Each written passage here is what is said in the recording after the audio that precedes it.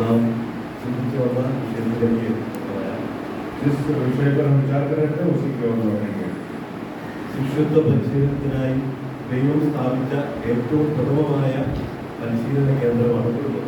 परमेश्वर ने शिष्यत्व के ये जो तालीम के जो स्थान है उसमें से सबसे मुख्य है परिवार। അവിടെ നിന്നുകൊണ്ട് നാം എങ്ങനെയാണ് മക്കളെ പരിശീലിപ്പിക്കേണ്ടത്, അതിനുള്ള വ്യവസ്ഥകൾ എന്താണ് എന്നുള്ളതാണ് നാം പരിശോധിക്കുവാൻ ഇടയായി വരുന്നത്. हमने देखा वो कैसे करना है, उसके सब तरीकों को अभी हमने देखा है। കുട്ടികൾ വളരെ പ്രധാനപ്പെട്ടതാണ്. बच्चे बहुत महत्वपूर्ण है। ദൈവം നൽകുന്ന അവകാശവും പിന്തുണവുമാണ് അതിനെ അലക്ഷ്യമാക്കുന്നത്. परमेश्वर का वरदान और विरासत है, इसको हम मामूली ना समझें। അടുത്ത തലമുറ ദൈവത്തിന് വേണ്ടി വേർതിരിക്കപ്പെട്ടതാണ്. अगली जो पीढ़ी है परमेश्वर के लिए उसने अलग किया है। അതിനുവേണ്ടി സ്വർഗത്തിലെ ദൈവം ഒരുക്കിയ മുഖാന്തരങ്ങളാണ് നാം ചിന്തിക്കുന്നത്. और स्वर्गीय परमेश्वर ने इसके लिए जो जो प्रावधान किया है उसके बारे में हमने पढ़ा। ദൈവം അബ്രഹാമിനെ തിരഞ്ഞെടുത്തത് എന്തിനു വേണ്ടിയാണെന്ന് നാം ചിന്തിച്ചു. परमेश्वर ने अब्राहम को किसके लिए चुना, ये भी हमने देखा।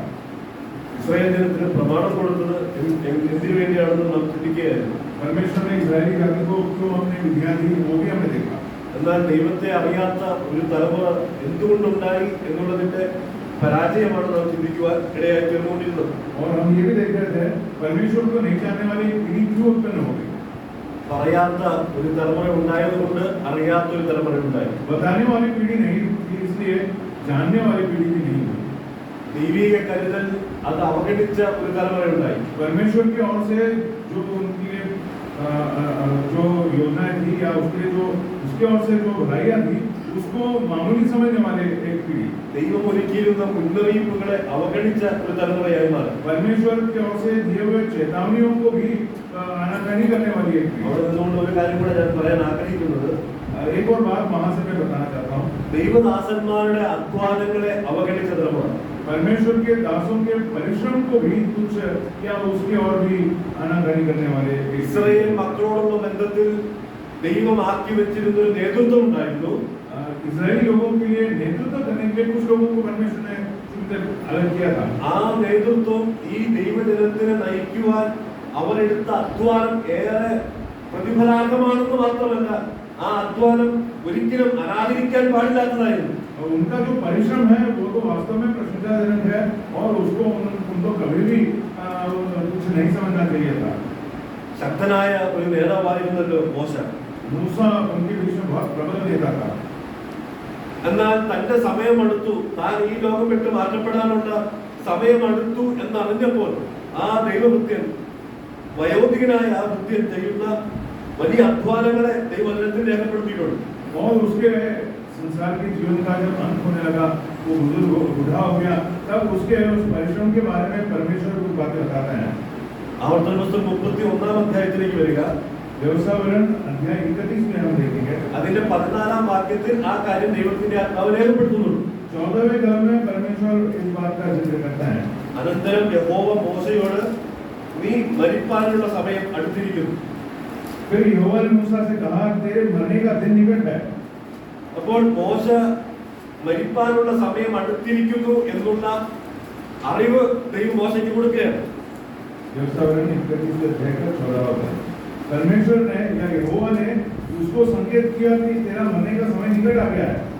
അപ്പോൾ ആ സമയം അടുത്ത് എന്നറിയുന്ന ആ വയോധിക വൃദ്ധനായ ആ മനുഷ്യൻ ചെയ്യുന്ന കഠിനാധ്വാനമാണ് ഈ 31 അധ്യായത്തിൽ ദൈവത്തിന്റെ ആത്മാവ് രേഖപ്പെടുത്തിയിരിക്കുന്നത്. उसके उस वृद्धावस्था में परिश्रम, उसने जो परिश्रम किया उसका विवरण हम इस 31वें अध्याय में पढ़ते हैं। അതിന്റെ 1 വാക്യം നോക്കുക. पहले कलम को जरा दें। മോശ ചെന്ന് ഈ വചനങ്ങൾ എല്ലാ ഇസ്രായേലിനെയും കേൾപ്പിച്ചു. मूसा ने जाकर ये बातें सब इस्राएलियों को सुनाई।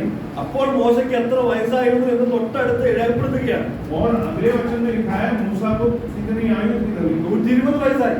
120 वर्ष था। അപ്പോൾ 120 വയസ്സായ വൃദ്ധനായ ഒരു മനുഷ്യൻ ദൈവത്തിന്റെ പ്രമാണങ്ങൾ മുഴുവനും ഇസ്രായേൽ മക്കളെ കേൾപ്പിക്കുകയാണ്. 120 वर्ष का वो वृद्ध व्यक्ति सारी इस्राएल जाति को परमेश्वर की विधियां सुनाता है। फिर से അന്ന് ഇതുപോലെ ഉച്ചവാഹിനി ഉണ്ടായിരുന്നില്ല എന്ന് നമുക്ക് എല്ലാവർക്കും അറിയാമല്ലോ. उस समय इस तरह के माइक्रोफोन और स्पीकर का कोई सिस्टम नहीं था. ഇസ്രായേൽ മക്കളെ മുഴുവനെയും ഈ ദൈവിക വചനം കേൾപ്പിക്കണമെങ്കിൽ ആ മനുഷ്യനെടുത്ത അധ്വാനം എത്രയോ വലിയതാണ്. सारे इजरायली जाति को यदि ये वचन सुनाना है तो उस व्यक्ति ने कितना परिश्रम किया होगा. എന്നിട്ട് 9ാമത്തെ വാക്യം നോക്കുക. 9वें कलम को देखते हैं. അവിടെ നാം വായിക്കുന്നത് മോശ ഈ ന്യായപ്രമാണം എഴുതി യഹോവയുടെ നിയമപ്പെട്ടകം ചുമക്കുന്ന ലേവ്യരായ പുരോഹിതന്മാരെ ഏൽപ്പിച്ചു. फिर मूसा ने यही व्यवस्था लिखकर लेवीय याजकों को जो यहोवा की वाचा का संदूक उठाने वाले थे और इजराइल के सब वृद्ध लोगों को सौंप दी. ദൈവം ഒരു ഗോത്രത്തെ തിരഞ്ഞെടുത്ത് ഈ വലിയ പ്രമാണങ്ങളെ സൂക്ഷിക്കുവാൻ ദൈവം ലേവ്യരെ നിയമിക്കുകയാണ്. परमेश्वर ने एक गोत्र को उस जाति में से अलग करके इन बातों को या व्यवस्था को संभालने के लिए उनको सौंपा था. लेवी गोत्र को अलग किया था. ആ ഗോത്രത്തിന്റെ പക്കൽ മോശ ഈ വചനം മുഴുവൻ എഴുതി കൊടുക്കുകയാണ്. और उस गोत्र के हाथ में इन सारे वचनों को मूसा लिखकर समर्पित कर देता है. അത് എന്തിനു വേണ്ടിയാണെന്ന് 13ാമത്തെ വാക്യത്തിൽ നാം കാണുന്നുണ്ട്. 13वें कलम में इसका कारण भी पढ़ते हैं क्यों किया था. ഈ വചനങ്ങളൊക്കെയും പ്രമാണിച്ച് നടക്കേണ്ടതിനും അവയെ അറിഞ്ഞിട്ടില്ലാത്ത അവരുടെ മക്കൾ കേൾക്കേണ്ടതിനും നിങ്ങൾ യോർദാൻ കടന്ന് കൈവശമാക്കുവാൻ ചെല്ലുന്ന ദേശത്ത് നിങ്ങളുടെ ആയുഷ്കാലമൊക്കെയും നിങ്ങളുടെ ദൈവമായ യഹോവയെ ഭയപ്പെടുവാൻ പഠിക്കേണ്ടതിന് ജനത്തെ വിളിച്ചുകൊള്ളണം. वहाँ भी हम पढ़ते हैं उनके बच्चे जिन्होंने ये बातें नहीं सुनी वे भी सुनकर सीखे कि तुम्हारे परमेश्वर यहोवा का भय उस समय तक मानते रहे जब तक तुम उस देश में जीवित रहो जिसके अधिकारी होने को तुम यर्दन पार जा रहे हो. പ്രിയപ്പെട്ടവരെ, ഇവിടെയും പറയുന്നത് ഇത് അടുത്ത തലമുറയിലേക്ക് പകരുവാൻ തക്കവണ്ണം ഈ തലമുറയെ ഏൽപ്പിക്കുന്ന മോശയുടെ അധ്വാനത്തെയാണ് നമുക്കിവിടെ കാണാനായിട്ട് കഴിയുന്നത്. मूसा का परिश्रम यहाँ देखते हैं. इस पीढ़ी को लिखकर ये दे देता है ताकि वो अगली पीढ़ी को वो बात बता सके. അതുകൊണ്ട് ആ ജനം യഹോവയെ ഭയപ്പെടാൻ പഠിക്കേണ്ടതിന് അവരെ ഈ വചനങ്ങൾ പഠിപ്പിക്കുകയാണ്. यहोवा का भय मानने के लिए उनको इन बातों को सिखाना होगा. അപ്പോൾ ഉറക്കെ പറഞ്ഞു കേൾപ്പിച്ചു. അത് 2ാം വാക്യത്തിൽ നാം കണ്ടു. दूसरे काल में हम देखते हैं उसने ये ऊंचे शब्द में सुनाया हम लोगों को. ഇത് മുഴുവൻ എഴുതി കൊടുത്തതായി നാം കാണുന്നുണ്ട്.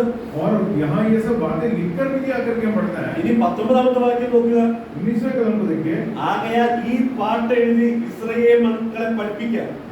ये गीत इजराइल लोगों को लिखकर उनको सिखाना है. ഇസ്രായേൽ മക്കളുടെ നേരെ ഈ പാട്ട് എനിക്ക് സാക്ഷിയായിരിക്കേണ്ടതിന് അത് അവർക്ക് വായ്പാഠമാക്കി കൊടുക്കുക. इसलिए अब तुम यह गीत लिख लो और तू ऐसे इजराइलियों को सिखाकर कंठस्थ करा देना इसलिए कि यह गीत उनके विरुद्ध मेरा साक्षी ठहरे. എത്ര അത്ഭുതകരമാണ് ഈ വാക്കുകൾ നാം വായിക്കുമ്പോൾ നമ്മുടെ ഹൃദയങ്ങളിലേക്ക് പകരുന്നത്. इतना आश्चर्य हमें देता है जब ये बातों को हम पढ़ते हैं. അതിന്റെ 22ാമത്തെ വാക്യം നോക്കുക. 22वें कलम को देखिएगा. അവിടെ പറയുന്നത് ആകയാൽ മോശ അന്ന് തന്നെ ഈ പാട്ട് എഴുതി ഇസ്രായേൽ മക്കളെ പഠിപ്പിച്ചു. तब मूसा ने उसी दिन ये गीत लिखकर इजराइलियों को सिखाया. പ്രിയപ്പെട്ടവരെ, എന്തോ അധ്വാനമാണ് ഈ പ്രായമായ വയോധികനായ ഈ മനുഷ്യൻ ഏറ്റെടുക്കുവാൻ ഇടയായിത്തീരുന്നത്. यारों देखिए उस वृद्ध व्यक्ति ने कितना परिश्रम अपने ऊपर ले लिया. അത് മുഴുവനും അവരെ പറഞ്ഞു കേൾപ്പിച്ചു. उनको कहकर सुनाया. അത് മുഴുവനും അവർക്ക് എഴുതി കൊടുത്തു. लिखकर भी दिया. ഇനി അവർക്കത് പാട്ടായി അവരുടെ ഹൃദയത്തിൽ പതിഞ്ഞാൽ അത് ഇടയ്ക്കിടെ പാടാൻ ഈ വചനങ്ങൾ എപ്പോഴും ഓർക്കാൻ സാധ്യതയുണ്ടെന്ന് മനസ്സിലാക്കി അതൊരു പാട്ടായി എഴുതുകയാണ്. एक गीत के रूप में दे देते हैं ताकि ये लोग बार-बार उसको गा सके और ये बातें उनके मन में बैठ जाए और उसको स्मरण भी आते रहे. മാത്രമല്ല മോശ അന്ന് തന്നെ ആ പാട്ട് എഴുതി. और मूसा ने उसी दिन ये गीत लिखा. ये भी हम देखते हैं. 32ാം അധ്യായത്തിന്റെ 44ാം വാക്യം നോക്കുക. 32ാം അധ്യായത്തിന്റെ 44ാം വാക്യം. 32 अध्याय के 44वें कलम को देखते हैं. അനന്തരം മോശയും നൂന്റെ മകനായ യോശുവയും വന്ന് ഈ പാട്ടിന്റെ വചനങ്ങളൊക്കെയും ജനത്തെ ചൊല്ലി കേൾപ്പിച്ചു. इस गीत के सब वचन मूसा ने नून के पुत्र होशे समेत आकर लोगों को सुनाए. പ്രിയപ്പെട്ടവരെ, അന്ന് തന്നെ മോശയും യോശുവയും കൂടെ ഈ ജനത്തെ ഈ പാട്ട് പാടി പഠിപ്പിക്കുകയാണ്. मूसा और यहोशू दोनों ने मिलकर ये गीत उन लोगों को सिखाया करके हम पढ़ते हैं. അതിന്റെ പ്രയോജനം എന്താണെന്നുള്ളത് 46ാമത്തെ വാക്യത്തിൽ നമുക്ക് കാണാനായിട്ട് കഴിയും. उसका क्या लाभ होता है 46वें कलम में पढ़ते हैं. അവിടെ പറയുകയാണ് ഈ ന്യായപ്രമാണത്തിലെ വചനങ്ങളൊക്കെയും പ്രമാണിച്ച് നടക്കേണ്ടതിന് इन बातों को 46 जितनी बातें मैं आज तुमसे चिताकर कहता हूँ, उन सब पर अपना अपना मन लगाओ और उनके अर्थात इस व्यवस्था की सारी बातों के मानने की तुम्हें चौकसी करने की आज्ञा अपने बच्चों को दो। എന്നിട്ട് പറയാണ് അത് നിങ്ങൾ പ്രമാണിക്കേണ്ടതിന് പ്രമാണിച്ച് നടക്കേണ്ടതിന് ये सब मानने के लिए आप ध्यान दे रहे हैं, चौकसी रखना। മാത്രമല്ല അടുത്ത വാചകം നോക്കുക, നിങ്ങളുടെ മക്കളോട് കൽപ്പിപ്പാൻ തക്കവണ്ണം अपने संतानों को ये बातें आज्ञा के रूप में देना है। അത് നിങ്ങളുടെ മനസ്സിൽ വെച്ചുകൊള്ളണം. ये अपने मन में इसको संग्रह करना है। ഇതേ വാചകമല്ലേ നാം 28 മത്തായി സുവിശേഷം 28 അധ്യായത്തിൽ 20 വാക്യത്തിൽ നാം ചിന്തിച്ചത്? क्या यही बात हमने मत्ती के सुसमाचार 28 अध्याय के 20वें पद में ഞാൻ നിങ്ങളോട് കൽപ്പിച്ചതൊക്കെ പ്രമാണിപ്പാൻ തക്കവണ്ണം ഉപദേശിക്കണം. मैंने जो तुम्हें आज्ञा दी है, इन बातों को मानने लायक उनको बनाकर सिखाना। അത് തന്നെയാണ് ഇവിടെയും പറയുന്നത്. ഇത് പ്രമാണിച്ച് നടക്കേണ്ടതിന് അത് ഞാൻ നിങ്ങളുടെ മക്കളോട് കൽപ്പിക്കാൻ തക്കവണ്ണം നിങ്ങളത് മനസ്സിൽ വെക്കണം, പിന്നെ ഉപദേശിക്കണം. अपने बच्चों को ये आज्ञा के रूप में सिखाने के लिए आप चौकसी रखना, ये हमें याद रखना है। അപ്പോൾ ഈ നേതാക്കന്മാരായ ദൈവദാസന്മാർ എടുത്ത വലിയ അധ്വാനത്തെ ദൈവത്തിന്റെ വചനത്തിൽ രേഖപ്പെടുത്തി നൽകിയിരിക്കുകയാണ്. इन अगुओं ने जो परिश्रम किया उसके बारे में हम यहाँ पढ़ते हैं। എന്താ കാരണം? 47 വാക്യത്തിൽ പറയുന്നുണ്ട്. उसके 47वें कलम में इस बात को पढ़ते हैं। ഇത് നിങ്ങൾക്ക് വ്യർത്ഥ കാര്യമല്ല, ये तुम्हारे लिए व्यर्थ काम नहीं, ഇത് നിങ്ങൾക്ക് ജീവനാകും. ये तो तुम्हारे लिए जीवन की बात है। നിങ്ങൾ കടന്നു ചെല്ലുന്നിടത്തൊക്കെ നിങ്ങൾ ദീർഘായുണ്ടാകും. जहाँ जहाँ तुम लोग जाओगे वहाँ ये आपके आयु के दिन बढ़ाएंगे। പ്രിയപ്പെട്ടവരെ, നാമും നമ്മുടെ മക്കളും നന്നാകണമോ?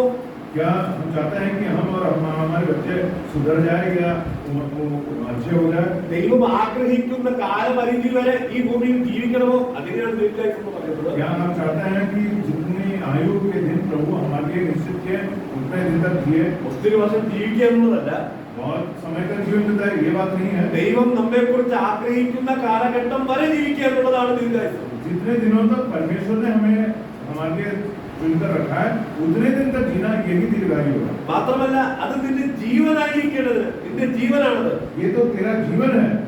അതിനുവേണ്ടി നീ ഇത് പ്രമാണിക്കണം. हाँ, इसीलिए तुझे इन बातों को मानना होगा അത് നിങ്ങളുടെ മക്കളോട് കൽപ്പിക്കണം. और ये बातें तुम्हारे बच्चों को आज्ञा के रूप में देना। നീ അത് മനസ്സിൽ സൂക്ഷിക്കണം. तो अपने मन में इन बातों को रखना। എത്രയോ വലിയ പ്രമാണമാണ് ഇസ്രായേൽ ജനത്തിന് ദൈവം കൊടുക്കുന്നത്. इतने बड़ी आज्ञाओं को प्रभु इस्राएली लोगों को दे देता है। യോശുവയുടെ പുസ്തകം അവസാന അധ്യായത്തിലേക്ക് വരുമ്പോൾ 24 അധ്യായത്തിലേക്ക് വരുമ്പോൾ यहोशू के पुस्तक 24वें अध्याय में जब हम आते हैं, അതിന് 26 27 വാക്യങ്ങൾ വായിക്കുക, നോക്കുക. 25 और 27 അവിടെ നാം വായിക്കുന്നത്, പിന്നെ യോശുവ ഈ വചനങ്ങൾ ദൈവത്തിന്റെ ന്യായപ്രമാണ പുസ്തകത്തിൽ എഴുതി. यह सारा वृत्तांत यहोशू ने परमेश्वर की व्यवस्था की पुस्तक में लिख दिया। ഒരു വലിയ കല്ലെടുത്ത് അവിടെ യഹോവയുടെ വിശുദ്ധ മന്ദിരത്തിനരികെയുള്ള കരുവേലകത്തിൻ കീഴെ നാട്ടിവെച്ചു. യോശുവ സകല ജനത്തോടും, ഇതാ ഈ കല്ല് നമുക്ക് സാക്ഷിയായിരിക്കട്ടെ, അത് യഹോവ നമ്മോട് കൽപ്പിച്ചിട്ടുള്ള വചനങ്ങളൊക്കെയും കേട്ടിരിക്കുന്നു. और एक बड़ा पत्थर चुनकर वहां उस बांज वृक्ष के तले खड़ा किया। അപ്പോൾ മോശയുടെ കാലത്തും അതുപോലെ തന്നെ കൂടെ നിന്ന് ശിഷ്യനായിരുന്ന യോശുവയുടെ കാലത്തും മോശയും ചെയ്യുന്ന കഠിനാധ്വാനങ്ങളെ ദൈവത്തിന്റെ ആത്മാവ് രേഖപ്പെടുത്തിയിരിക്കുകയാണ്. उस वृद्ध मूसा और उसके बाद जो अगुआ बना वो यहोशू, इन दोनों ने अपने जीवन काल में जो परिश्रम किया उसके बारे में यहाँ पवित्र आत्मा लिखकर बताते हैं। മോശയും യോശുവയും ഒരുപോലെ ദൈവജനത്തെ പഠിപ്പിക്കുവാൻ, ഈ പ്രമാണങ്ങൾ പഠിപ്പിക്കുവാൻ, അടുത്ത തലമുറയെ പഠിപ്പിക്കാനുള്ള വലിയ അധ്വാനത്തിൽ ഏർപ്പെട്ടിരിക്കുകയാണ്. मूसा और यहोशू दोनों इस बड़े परिश्रम में लगे हुए हैं कि अगली पीढ़ी को कैसे ये सिखाया जाए। ഈ വചനം മുഴുവൻ പറഞ്ഞു കേൾപ്പിച്ചു, इन सभी बातों को कहकर सुनाया, ഇത് മുഴുവൻ എഴുതി, लिखकर भी दिया उनको, ഇത് മുഴുവൻ പാട്ടാക്കി, और गीत भी बनाकर दिया, ഇത് പാട്ട് പാടി കേൾപ്പിച്ചു. गीत सुनाया भी उन लोगों को, മാത്രമല്ല അത് വലിയ വലിയ കല്ലുകളിൽ രേഖപ്പെടുത്തി എഴുതി വെച്ചു. और बड़े बड़े पत्थरों पर इसको लिखकर वहाँ लगातार देखा जाए ऐसा रख दिया। പ്രിയപ്പെട്ടവരെ, അടുത്ത തലമുറ അറിയേണ്ടതെല്ലാം സ്വർഗീയമായ ദൈവിക കരുതലിൽ ആ ദൈവദാസന്മാർ അധ്വാനിക്കുവാൻ ചെയ്യുവാനിടയായിരിക്കും. परमेश्वर की इन आज्ञाओं को उनको देने के लिए इन्होंने परिश्रम किया। പ്രിയപ്പെട്ടവരെ, ഈ ദൈവദാസന്മാരുടെ അധ്വാനങ്ങളെല്ലാം അവഗണിച്ച ഒരു തലമുറയുണ്ടായി. एक ऐसी पीढ़ी उत्पन्न हुई जो इन लोगों के परिश्रम को बहुत उन्होंने तुच्छ समझा। അതിന്റെ അനന്തരഫലമാണ് നാം വായിച്ചു കേട്ടത്, ഓരോരുത്തരും തനിക്ക് ബോധിച്ചതുപോലെ നടന്നു. इसका ही हमने नतीजा देखा कि हर एक मनुष्य ने अपने हिसाब से मनमानी के अनुसार किए। പ്രിയപ്പെട്ടവരെ, നമുക്ക് ബോധിച്ചതുപോലെ നടക്കാൻ അവകാശമില്ല. यारों, हमको अपनी मर्जी के हिसाब से जीने के लिए कोई अधिकार नहीं है। ബോധിച്ചതുപോലെ നടക്കാതിരിക്കാൻ വലിയൊരു പരിശീലന കേന്ദ്രത്തിൽ ദൈവം നമ്മെ ഓരോരുത്തരെയും ആക്കിയിരിക്കുകയാണ്. मनमानी से ना चले इसलिए परमेश्वर ने एक तालीम का केंद्र बनाकर हमें दिया है। ആ പരിശീലന കേന്ദ്രത്തിൽ ഏറ്റവും പ്രധാനപ്പെട്ടതാണ് കുടുംബം എന്നുള്ളത്. और इस तरह के तालीम के केंद्रों में सबसे मुख्य है परिवार। അതുകൊണ്ട് ദൈവം നമ്മെ ആക്കി വെച്ചിരിക്കുന്ന കുടുംബത്തിൽ ദൈവവചന പ്രമാണങ്ങളോട് പൂർണ്ണമായ വിശ്വസ്തത കാണിക്കുവാൻ സ്വർഗത്തിലെ ദൈവം നമുക്ക് ധാരാളം ദൈവകൃപ നൽകട്ടെ. इसलिए इन बातों की और विश्वास योग्यता दिखाने के लिए स्वर्ग का परमेश्वर हमें बहुत अच्छा अनुग्रह दे। നാം പരാജയപ്പെട്ട ഇസ്രായേൽ ജനത്തിന്റെ ചരിത്രമാണ് നാം കണ്ടതെങ്കിൽ पराजित इजरायली लोगों के इतिहास को हमने देखा, വിജയിച്ച ധാരാളം കുടുംബങ്ങളെ കുറിച്ച് ദൈവത്തിന്റെ വചനത്തിൽ രേഖപ്പെടുത്തിയിട്ടുണ്ട്. लेकिन कितने सारे परिवार ऐसे हुए हैं जो विजयी हैं और उनका उल्लेख हम बाइबल में पढ़ते हैं। യിരെമ്യാവിന്റെ പുസ്തകം 35-ാം അധ്യായം അത് നിങ്ങൾ വായിച്ച് രേഖാബി കുടുംബത്തിനെ കുറിച്ചുള്ള ആ പ്രചോദനം ഉൾക്കൊള്ളുവാൻ ഞാൻ ഓർപ്പിക്കുകയാണ്. यिर्मयाह के पुस्तक 35वें अध्याय में रेखाब के परिवार के लोगों के बारे में हम देखते हैं, वो बहुत देखने लायक है। എബ്രായലേഖനം 11-ാം അധ്യായം അതിന്റെ 7-ാം വാക്യത്തിലേക്ക് വരുമ്പോൾ इब्रानी की पत्री 11वें अध्याय के 7वें कलम को देखते हैं। നോഹയുടെ കുടുംബത്തെ കുറിച്ച് ദൈവത്തിന്റെ ആത്മാവിൽ പരാമർശം നടത്തുന്നുണ്ട്. नूह के परिवार के बारे में परमेश्वर कुछ बातें बताता है। നോഹ പ്രസംഗിച്ചു എന്ന് നമുക്കറിയാം. नूह ने संदेश सुनाया करके हम पढ़ते हैं। നോഹ ഒരു പെട്ടകം പണിതെന്ന് നമുക്കറിയാം. और नूह ने एक संदूक एक जहाज बनाया। അത് എന്തിനു വേണ്ടിയായിരുന്നു എന്നുള്ളത് ദൈവത്തിന്റെ ആത്മാവ് രേഖപ്പെടുത്തുകയാണ്. वहाँ बताया गया है कि परमेश्वर के पवित्र आत्मा बताता है कि उसने वो जहाज क्यों बनाया। അവിടെ നാം വായിക്കുന്നത് കുടുംബത്തിന്റെ രക്ഷയ്ക്കായി ഒരു പെട്ടകമാണ്. उसने अपने परिवार की सुरक्षा के लिए वो जहाज बनाया। ഞാൻ ഇങ്ങനെ പറയാറുണ്ട്, मैं अक्सर कहता हूँ, വലിയൊരു പെട്ടകം വേണമായിരുന്നു ഒരു കുടുംബത്തെ ഉൾക്കൊള്ളുവാൻ. क्या एक परिवार के लिए इतने बड़े जहाज की जरूरत थी?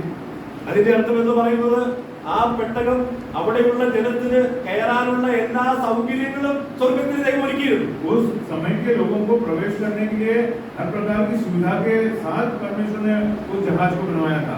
അവർ അറിയേണ്ടതെല്ലാം സ്വർഗത്തിലെ ദൈവം ലോക മുഖാന്തരം അറിയിക്കുവാനിടയായിരുന്നു. उनको जो कुछ भी जानना था ये सब नूह के द्वारा परमेश्वर ने उन सभी लोगों को बताया थी। ദീർഘകാലം നോഹയുടെ അധ്വാനം മുഴുവനും ഈ പെട്ടകം ഉണ്ടാക്കേണ്ടതിന് വേണ്ടിയായിരുന്നു. और बहुत समय तक अपने जीवन के आयु को उसने इस जहाज के निर्माण में बिताया। നോഹയുടെ സമയം, नूह का जो समय है, നോഹയുടെ ആരോഗ്യം, उसका जो तंदुरुस्ती है നോഹയുടെ പണം, और उसका धन, ഇതെല്ലാം ഒരു പെട്ടകത്തെ പണിയുന്നതിന് വേണ്ടി ദൈവത്താൽ ഉപയോഗിക്കപ്പെടുകയായിരുന്നു. और एक जहाज को बनाने के लिए परमेश्वर ने नूह के द्वारा कार्य किया।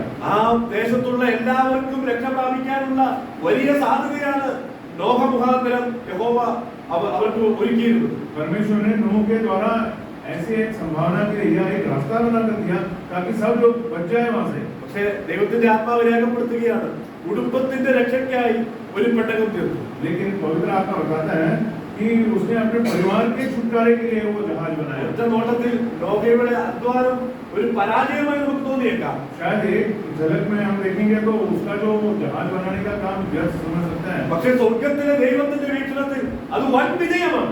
लेकिन परमेश्वर की दृष्टि में ये बहुत बड़े विजय की बात ഒരു है। തലമുറയെ ന്യായം വിധിക്കുന്നത് ഈ കുടുംബത്തിന്റെ വഴിയിലാണ്.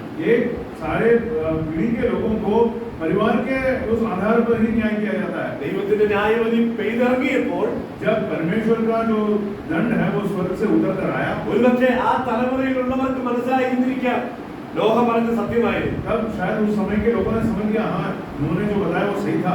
മലയാള മനോരമയിൽ ഇന്നത്തെ ചിന്താവിഷയം എന്നുള്ള ആ പഴയ പങ്ക്തി ഞാൻ വായിക്കാറുണ്ടായിരുന്നു. मलयालम मनोरमा में एक आज का विचार ऐसा करके एक भाग आता था। അതിൽ ഞാൻ വായിച്ച ഭാഗം ഇങ്ങനെയാണ് ആ എഴുതിയാൾ എഴുതിയിരിക്കുന്നത്. उसने जो लिखा उसने ऐसा लिखा, മഴ പെയ്ത് കാണും, जब बारिश हुआ മനസ്സിലായി കാണും, लोगों को समझ में आया അവർ വന്ന് ഈ പെട്ടകത്തിന്റെ വാതിൽ മുട്ടിക്കാണും. और उस जहाज के दरवाजे पर उन्होंने खटखटाया होगा। പക്ഷേ ഈ രക്ഷപ്പെട്ടവരും നശിച്ചവരും തമ്മിൽ ഒരു പലകക്കനവേ ഉണ്ടായിരുന്നു. लेकिन ये जो बच गए हैं और जो अंदर बाहर थे, इन दोनों के बीच में एक ही अंतर है, एक लकड़े का जो फली है उसके के अंदर था। ഒരു പലകക്കണത്തിന്റെ ഇപ്പുറത്ത് നിന്ന് അനേകർ ഒരു ദേശം മുഴുവൻ ന്യായവിധിയിലേക്ക് സംഹരിക്കപ്പെടുമ്പോൾ जब इस लकड़ी के उस थिकनेस के उस पार और इस पार जब उस तरफ जब लोग नाश होते जा रहे हैं, ദൈവം ഒരു കുടുംബത്തെ രക്ഷിക്കുകയാണ്. एक परिवार को परमेश्वर संभालते हैं. ദൈവത്തിന്റെ പിന്നീടുള്ള പദ്ധതികൾ മുഴുവൻ ഈ കുടുംബത്തിലൂടെയാണ്. परमेश्वर के बाद में जो कुछ कार्य है वो पद्धतियां वो सब इस परिवार के द्वारा चलता है. ഞാൻ ആ പദ്ധതിയിൽ വായിച്ച രണ്ടാമത്തെ ഭാഗം ഇങ്ങനെയാണ്. उस विचार के बातों में मैं दूसरा जो पढ़ा था, മഴ പെയ്ത് ഈ പെട്ടകം പ്രളയത്തിനനുസരിച്ച് പൊങ്ങി കാണും. जब बारिश हुआ और उस पानी के ऊंचाई की वजह से या बढ़ने की वजह से ये जहाज भी ऊंचा ऊंचा होता गया. അത് പൊങ്ങി തുടങ്ങി അത് ഒഴുകുന്ന ആദ്യഘട്ടങ്ങളിൽ വലിയ പ്രതിസന്ധികളാണ്. അവിടെ മലയുണ്ട്, ഇവിടെ മരങ്ങളുണ്ട്, വലിയ വലിയ പ്രതിസന്ധികളാണ്. जब वो जहाज उठने लगा पानी के हिसाब से तो यहाँ वहाँ उसका टक्कर होकर बहुत मुश्किल हुआ होगा उसको. ആ വെള്ളം പൊങ്ങി പൊങ്ങി അവസാനം ഈ മരങ്ങൾക്ക് മീതെ എത്തിയപ്പോൾ और जब ये जहाज उठकर जब पेड़ों के ऊपर चला गया, പിന്നെ യാതൊരു പ്രതിസന്ധികളുമില്ല, फिर उसके बाद कोई समस्या नहीं പിന്നെ है, യാതൊരു തടസ്സങ്ങളുമില്ല. उसको कोई रोकने वाली वस्तु नहीं. അതിനെല്ലാം മുകളിലേക്ക് അതിജീവിക്കുന്ന വലിയ സംരക്ഷണമാണ് ദൈവം അവർക്ക് ഒരുക്കിയിരുന്നത്. उन सभी के ऊपर सुरक्षा के लिए परमेश्वर ने सब कुछ तैयार कर. പ്രിയപ്പെട്ടവരെ, നമ്മുടെ ചിന്തകൾ, നമ്മുടെ ആഗ്രഹങ്ങൾ ഉയരത്തിലുള്ളതിലേക്ക് മാറുമ്പോൾ, ഉയരത്തിനായി ചിന്തിക്കുമ്പോൾ, प्यारों, जब हम ऊंचे बातों को, ऊंचाई के स्वर्गीय बातों को जब हमारे मन को वहां लगा ഈ देते हैं, ജീവിതമാകുന്ന നൗക ഈ പ്രതിസന്ധികൾക്ക് മുകളിലേക്ക് കയറുമ്പോൾ, और ये संसार में हमारा जो जीवन रूपी जो नाव है वो जब इन परेशानियों के ऊपर उठ जाता है, ദൈവിക പ്രമാണങ്ങളോടുള്ള പൂർണ്ണമായ വിശ്വസ്തതയിലേക്ക് നാം വളരുമ്പോൾ, और जब परमेश्वर के वचन के जो जितने वायदे हैं उसमें हम जब बढ़ते जाते हैं, ഇതിന്റെ തടസ്സങ്ങളില്ലാതെ വളരെ വിശാലമായി ഈ നൗക ഒഴുകുകയാണ്. और उसके बाद फिर कोई रुकावट के बिना ये नाव या जहाज पानी के ऊपर तैरता रहता है. കുടുംബത്തിന്റെ രക്ഷയ്ക്കായി ഒരു പെട്ടകം തീർത്ത നോഹ. नूह ने अपने परिवार के बचाव के लिए एक जहाज बनाया. മാത്രമല്ല ധാരാളം കുടുംബങ്ങളെ ദൈവത്തിന്റെ ആത്മാവ് ദൈവവചനത്തിൽ വെളിപ്പെടുത്തിയിട്ടുണ്ട്. बहुत सारे परिवारों को परमेश्वर की आत्मा ने वचन में बताया. യോശുവയുടെ പുസ്തകം 24 അധ്യായത്തിലേക്ക് വരുമ്പോൾ ഞാനും എന്റെ കുടുംബവുമോ അത് വായിക്കുന്നുണ്ട്. यहोशू के पुस्तक 24 अध्याय में यहोशू बोलता है, मैं और अपना परिवार को. സെക്കരിയാവിന്റെയും എലിസബത്തിന്റെയും കുടുംബം നമുക്കറിയാവുന്നതാണ്. जकरिया और एलिजाबेथ के परिवार को हम जानते हैं. ആ കുടുംബത്തെ സ്വർഗത്തിലെ ദൈവം നോക്കിയപ്പോൾ കുറ്റമില്ലാത്ത കുടുംബമായി ആ കുടുംബം സാക്ഷ്യം വഹിക്കുന്നത് നാം കണ്ടതാണ്. परमेश्वर ने जब उनको देखा तो वो दोष रहित रहता था, ऐसा एक परिवार है करके परमेश्वर गवाही देता है. ഞങ്ങൾ ഈ ദിവസങ്ങളിൽ സഭയായി പുരുഷോമ്യന്റെ പുസ്തകമാണ് വായിക്കാൻ തുടങ്ങിയത്. हमारे कलीसिया में पहले शमूएल की पुस्तक को हम पढ़ना शुरू किया है. അതിന്റെ 1-ാം അധ്യായം 24-ാം വാക്യത്തിലേക്ക് വരുമ്പോൾ അവിടെ മറ്റൊരു കുടുംബത്തെ കുറിച്ച് നമുക്ക് കാണാനായിട്ട് കഴിയും. वहाँ एक दूसरे परिवार को देखते हैं पहले शमूएल पहले अध्याय में. അവിടെ നാം കാണുന്നത് എൽക്കാനയുടെയും ഹന്നയുടെയും കുടുംബമാണ്. एल्काना और हन्ना के परिवार को देखते हैं. അതിന്റെ 24-ാം വാക്യത്തിൽ നാം ഇങ്ങനെയാണ് വായിക്കുന്നത്. 24वें कलम में ये पढ़ता है, അവന് മുലകുടി മാറിയ ശേഷം അവൾ 3 വയസ്സ് പ്രായമുള്ള ഒരു കാളയും ഒരു പറമാവും ഒരു തുരുത്തി വീഞ്ഞുമായി അവനെ ശീലോവിൽ യഹോവയുടെ ആലയത്തിലേക്ക് കൊണ്ടുവരുന്നു. जब उसने उसका दूध चुराया तब वह उसको संग ले गई और 3 बछड़े और एफा भर आटा टुकड़ी भर दाख मधुरी ले गई और उस लड़के को शीलो में यहोवा के भवन में पहुंचा दिया. വല്ലാത്ത അന്ധകാരം നിറഞ്ഞ ഒരു കാലഘട്ടമാണ് പശ്ചാത്തലം. वहाँ जो उसकी पृष्ठभूमि है बहुत अंधकार भरा एक समय था. അവിടുത്തെ പുരോഹിതന്മാർ ദൈവത്തിന് ഇഷ്ടമല്ലാത്ത വഴിയിൽ സഞ്ചരിക്കുകയാണ്. वहाँ के जितने याजक थे ऐसे रास्ते से चलते थे जो परमेश्वर को पसंद नहीं. അപ്പോൾ ഹന്ന യഹോവയോട് പ്രാർത്ഥിക്കുകയാണ്, ഒരു പുരുഷപ്രതിയെ എനിക്ക് തന്നാൽ. तो उस समय हन्ना प्रार्थना करती, यदि परमेश्वर मुझे एक लड़का दे देगा അത് ഈ ആലയത്തിലേക്ക് ഞാൻ നൽകാം. तब मैं उस लड़के को इस मंदिर में सौंप दूंगा. യഹോവയെ സേവിക്കുന്നതിന് വേണ്ടി ഞാൻ നൽകാം. मैं उसको परमेश्वर की सेवा के लिए सौंप दूंगी. ആ മകനെ ദൈവ വഴിയിൽ ഞാൻ നടത്താം. मैं उसको परमेश्वर के रास्ते में चलाऊंगी. ആ ആഗ്രഹവും പ്രാർത്ഥനയും ഹന്നയ്ക്ക് എപ്പോഴുണ്ടായോ അപ്പോൾ യഹോവ ഹന്നയുടെ ഗർഭം തുറന്നു. और जब ये इच्छा हन्ना के मन में जब आई तो परमेश्वर ने उसका मुख भी खोला. 1-ാം അധ്യായത്തിന്റെ പ്രാരംഭ വാക്യങ്ങൾ നാം വായിക്കുമ്പോൾ ഹന്ന മച്ചിയായിരുന്നു നാം വായിക്കുന്നുണ്ട്. पहले अध्याय के पहले क्रम में पढ़ते हैं वो हन्ना जो कि वो बांझ थी. അതുവരെ ഹന്ന എങ്ങനെയാണ് പ്രാർത്ഥിച്ചിരുന്നത് എന്ന് എനിക്കറിയില്ല.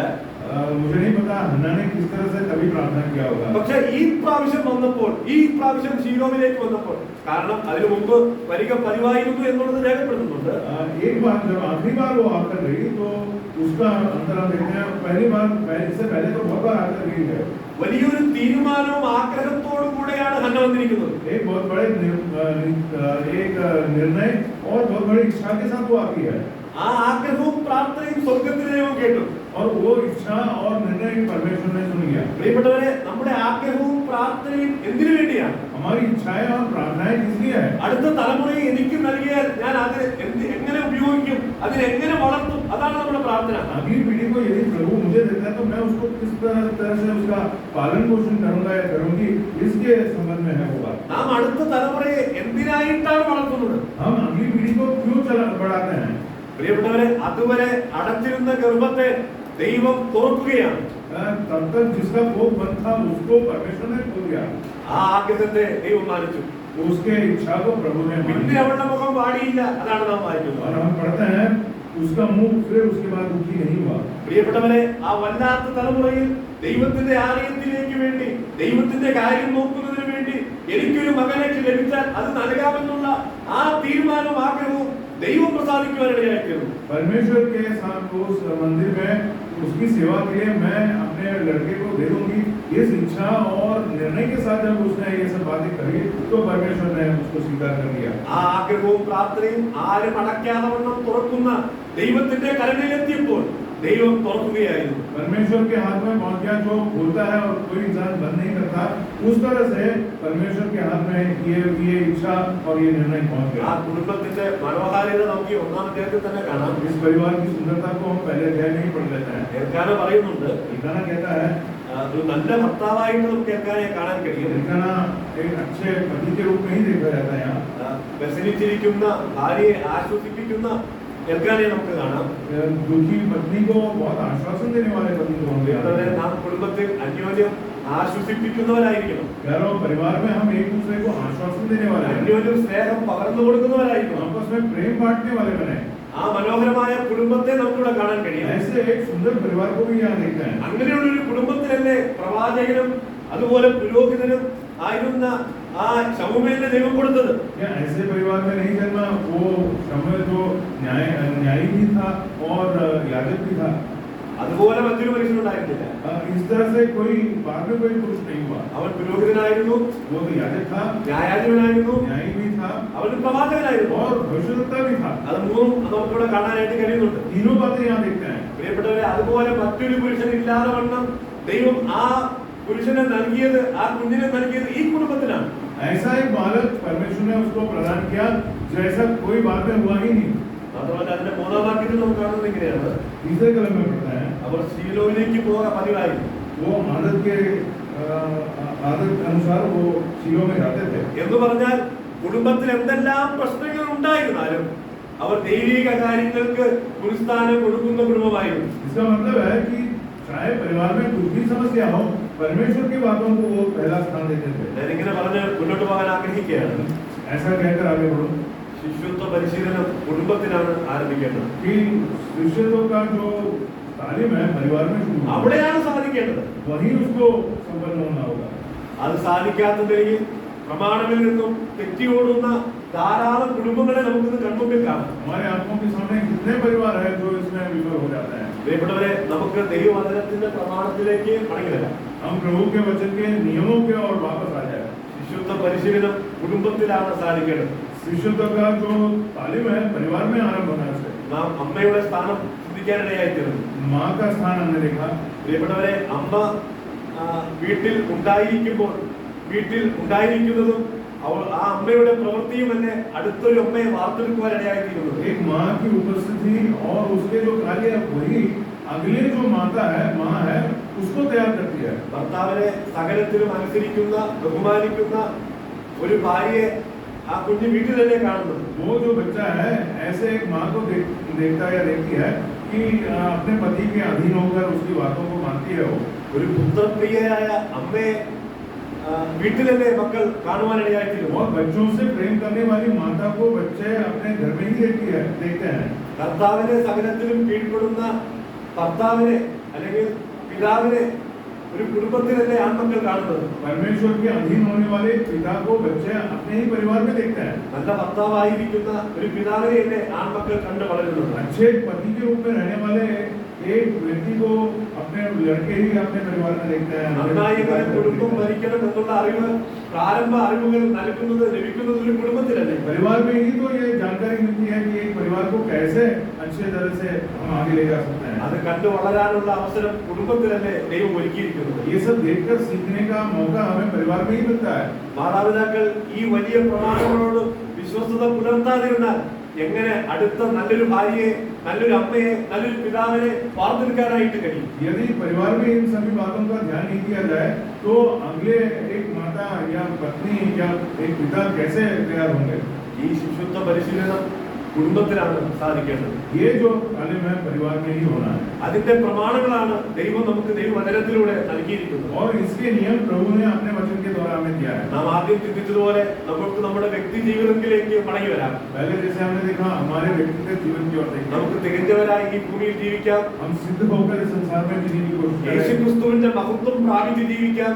मसीह यीशु के महिमा को पाने वाले होकर किए. മാത്രമല്ല ഒരു കുടുംബത്തിലേക്ക് വന്നാൽ और परिवार में जब हम आते हैं കുറ്റമില്ലാത്ത കുടുംബമായി നമ്മുടെ കുടുംബങ്ങളായിരിക്കാനുള്ള വലിയ അധ്വാനത്തിനും ശ്രമത്തിനും നമുക്കായിരിക്കാം. दोष रहित परिवार के रूप में जीने के लिए हम बहुत बड़ा परिश्रम करें. ഇവിടെ നമുക്ക് ശരിയാകാനിടയായി തീർന്നാൽ यदि यहाँ सब ठीक ठाक हो जाए ശിശുത്വ പരിശീലനം ശരിയായ നിലയിൽ നടക്കുവാനിടയായി തീരും. तो ये शिशुत्व का जो तालीम है वो सही रीति से चलेगा. അടുത്ത തലമുറയെ ദൈവവചനപ്രകാരം വളർത്തിയെടുക്കാൻ കഴിയും. अगली पीढ़ी को परमेश्वर के वचन के अनुसार हम तैयार होकर कर सकते हैं, कर सकते हैं उनको. അതുകൊണ്ട് ശിശുത്വ പരിശീലനത്തിനായി ദൈവം സ്ഥാപിച്ചിരിക്കുന്ന കുടുംബത്തെ നമുക്ക് വളരെ ഗൗരവത്തോടെ കാണാം.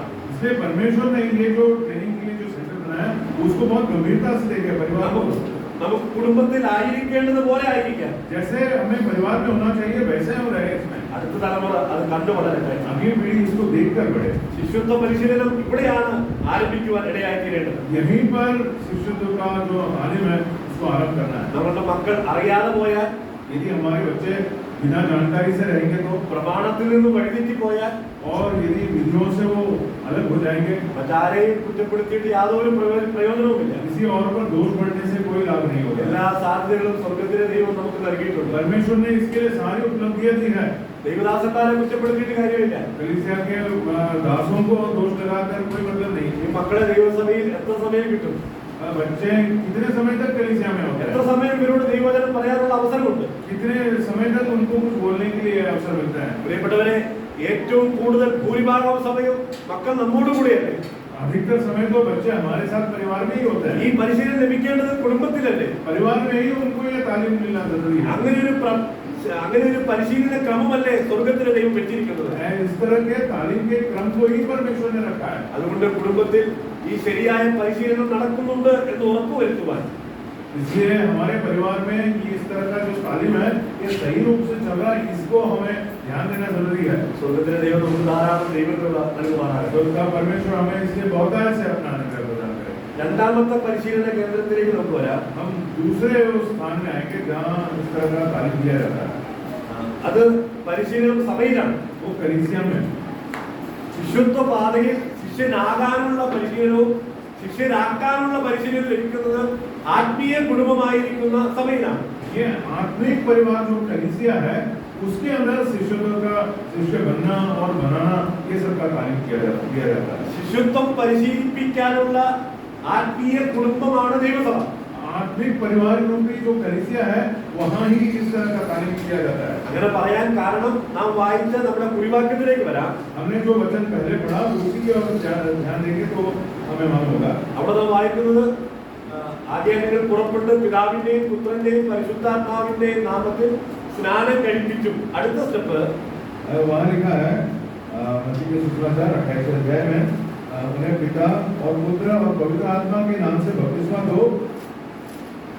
അവിടെ നാം വായിക്കുന്നത് ശിശുത്വത്തിന്റെ വഴിയിൽ ദൈവം കൂട്ടിച്ചേർക്കുന്ന ഒരു കൂട്ടമാണ് ദൈവസഭ എന്ന് പറയുന്നത്. शिष्यत्व के मार्ग में इकट्ठा किए जाने वाले लोगों का एक कार्य है या वो बात है यहाँ पढ़ते हैं. അപ്പോൾ കർത്താവിന്റെ ശിഷ്യന്മാരുടെ ഒരു കൂട്ടമാണ് ദൈവസഭ. मतलब कलीसिया वो है जहाँ प्रभु के चेले इकट्ठे होते हैं या उसमें शामिल किए जाते हैं, അല്ലെങ്കിൽ വിളിച്ച് വേർതിരിക്കപ്പെട്ടവരുടെ കൂട്ടം, या फिर बुलाकर अलग किए हुए लोगों का एक गुट है, അല്ലെങ്കിൽ കർത്താവിന്റെ രക്തത്തിന്റെ സമ്പാദ്യം, या प्रभु यीशु मसीह के लहू से खरीदे गए लोगों का एक गुट। അപ്പോൾ ശിഷ്യന്മാരുടെ കൂട്ടമാണ് ദൈവസഭ എന്ന് പറയുന്നത്. चेलों का एक गुट है ये, या एक इकट्ठा होना है ये कलीसिया। മനസ്സിലാകാൻ വേണ്ടി ഞാൻ ഒരു വാചകം ഇങ്ങനെ പറയാം. थोड़ा आप समझाने के लिए एक बात ऐसे कहूँ, ശിഷ്യന്മാര് ഇല്ലാതെ സഭയില്ല. यदि चेले नहीं है तो कलीसिया भी नहीं है। അപ്പോൾ ശിഷ്യരാക്കാനുമുള്ള പരിശീലന കേന്ദ്രം എന്ന് പറയുന്നത് ദൈവസഭയാണ്. तो शिष्य बनने और बनाने का जो तालीम का स्थान है वो तो कलीसिया ही है। ഈ ദൈവസഭ അതിനുവേണ്ടി ചെയ്യുന്ന അധ്വാനങ്ങളാണ് നാം ഈ ദിവസങ്ങളിൽ കണ്ടുകൊണ്ടിരിക്കുന്നത്. और इस कार्य के लिए जो परिश्रम लगता है उसको हम इन दिनों में देख रहे हैं। ദൈവവചനം പഠിക്കാനുള്ള അവസരങ്ങൾ ഉണ്ടാക്കുന്നു. प्रभु के वचन को सीखने के लिए अवसर बनाए जाते हैं। അതിനിടയിൽ യുവാക്കന്മാരായവരെ പാട്ടുപാടാനും പ്രാർത്ഥിക്കാനുമുള്ള അവസരങ്ങൾ ഉണ്ടാക്കുന്നു. जवान लोगों को गीत गाने और प्रार्थना करने के लिए मौके दिए जाते हैं। രണ്ടുപേരുടെ മുമ്പിൽ എഴുന്നേൽക്കുന്ന ഒരു കാര്യം പറയാനുള്ള പരിശീലനം ലഭിക്കുന്നു. दूसरों के सामने दो शब्द बोलने के लिए उसका ट्रेनिंग दिया जाता है। ദൈവത്തിൽ നിന്ന് എങ്ങനെയാണ് പ്രാപിക്കേണ്ടതെന്ന് പഠിപ്പിക്കുന്നു. प्रभु के वचन से कैसे इन बातों को प्राप्त करना ये भी सिखाया जाता है। അത് പ്രാപിച്ച് എങ്ങനെയാണ് ഉപദേശിക്കേണ്ടതെന്ന് പഠിപ്പിക്കുന്നു. शिक्षण प्राप्त करके कैसे दूसरों को बताना ये भी सिखाया जाता है। അങ്ങനെ മനോഹരമായ ഒരു പരിശീലന കേന്ദ്രമല്ലേ ദൈവസഭ എന്ന് പറയുന്നത്. यह कलीसिया इसके लिए बहुत एक सुंदर तालीम का स्थान नहीं। അപ്പോൾ ദൈവസഭയിൽ ശിഷ്യന്മാരുടെ എണ്ണം വർദ്ധിക്കണം എന്നുള്ളത് ദൈവത്തിന്റെ ആഗ്രഹമാണ്. प्रभु चाहता है कि प्रभु के स्थान में लोगों या चेलों की गिनती बढ़ जाए। നാം അത് ആഗ്രഹിക്കുകയും പ്രാർത്ഥിക്കുകയും ചെയ്യണം. हमें वो इच्छा रखनी और प्रार्थना भी करनी जरूरी അതിനുവേണ്ടി है, നാം അധ്വാനിക്കുകയും ചെയ്യണം. और इसके लिए परिश्रम करना भी जरूरी है। അതെങ്ങനെയാണ് സാധിക്കുന്നതെന്ന് പ്രവൃത്തികളുടെ പുസ്തകത്തിലേക്ക് വരുമ്പോൾ നമുക്ക് കാണാനായിട്ട് കഴിയും. प्रेरितों के पुस्तक में ये कैसे हो सकता है ये हम बात पढ़ता है। അവിടെ പ്രവൃത്തികളുടെ പുസ്തകം 6-ാം അധ്യായം 7-ാം വാക്യം. अध्याय 6 के 7वें तरफ അവിടെ നാം വായിക്കുന്നത് ദൈവവചനം പറയുന്നു. परमेश्वर का वचन फैलता गया, ऐसा पढ़ता है। അടുത്ത സ്റ്റെപ്പാണ് ശിഷ്യന്മാരുടെ എണ്ണം പെരുകി. और यरूशलेम में चेलों की गिनती बहुत बढ़ती गई। അപ്പോൾ ദൈവവചനം പരക്കുവാനിടയായി തീരണം. पहले तो परमेश्वर का वचन फैलता जाए, അതിലൂടെ സാധിക്കേണ്ട കാര്യം ശിഷ്യന്മാരുടെ എണ്ണം പെരുകുവാനിടയായി തീരും. उसके नतीजे के रूप में चेलों की गिनती भी बढ़ती जाएगी। അങ്ങനെയാണ് ദൈവസഭകൾ വർദ്ധിക്കുവാനിടയായി തീരുന്നത്. इस तरह से कलीसिया की बढ़ती होती है। അപ്പൊ കേൾക്കുന്നത് നമുക്ക് എല്ലാവർക്കും ഇതിൽ പങ്കുണ്ട്. तो सुनने वाले सभी को इसमें एक अंश को जरूर है। ദേവദാസൻ ഇവിടെ വന്ന് താമസിച്ച് ആ വലിയ ശുശ്രൂഷയ്ക്ക് നേതൃത്വം കൊടുക്കുന്നു. प्रभु के दास यहाँ रहकर और यहाँ आकर ये सब सेवा करने में बहुत अपना नेतृत्व देते हैं इसके अंदर। എന്നാൽ പ്രിയപ്പെട്ട ഞാൻ പറയട്ടെ, രക്ഷിക്കപ്പെട്ട സ്നാനപ്പെട്ട ഓരോ വിശ്വാസിക്കും ദൈവം കൊടുത്തിരിക്കുന്ന ഏറ്റവും ഉന്നതമായ പ്രമാണമാണ് ഈ ദൈവവചനം മറ്റുള്ളവരോട് പറയുക എന്നുള്ളത്. लेकिन उद्धार पाए हुए और बपतिस्मा लिए हुए हर एक प्रभु के संतान को बहुत बड़ा उत्तरदायित्व तो दिया है दूसरों को ये बात बताए। ആ വഴിയിലെ ശിഷ്യന്മാരുടെ എണ്ണം പെരുകയുള്ളൂ. केवल उसी मार्ग से शिष्यों की या चेलों की गिनती बढ़ सकती है। മാത്രമല്ല സഭകളുടെ എണ്ണത്തിലും പെരുകുന്നുണ്ട്. और कलीसियाओं के उस गिनती में भी बढ़ती होती है। പ്രവൃത്തികളുടെ പുസ്തകം 16-ാം അധ്യായത്തിന്റെ 5-ാം വാക്യത്തിൽ നമുക്ക് അത് സമാനമായ പരാമർശം കാണാം. प्रेरितों के काम 16वें अध्याय के 5वें कलम में इस बात को फिर से हम पढ़ते हैं। നാം വായിക്കുന്നത് എണ്ണത്തിൽ സഭകൾ പെരുകുവാനിടയായി തീർന്നു. कलीसिया की गिनती भी बढ़ती गई करके हम वहाँ पढ़ते हैं। പ്രിയപ്പെട്ടവരെ, പഠിപ്പിച്ച് ശിഷ്യപ്പെടുത്താനുള്ള കർത്താവിന്റെ സ്ഥാപനമാണ് ദൈവസഭ എന്നുള്ളത്.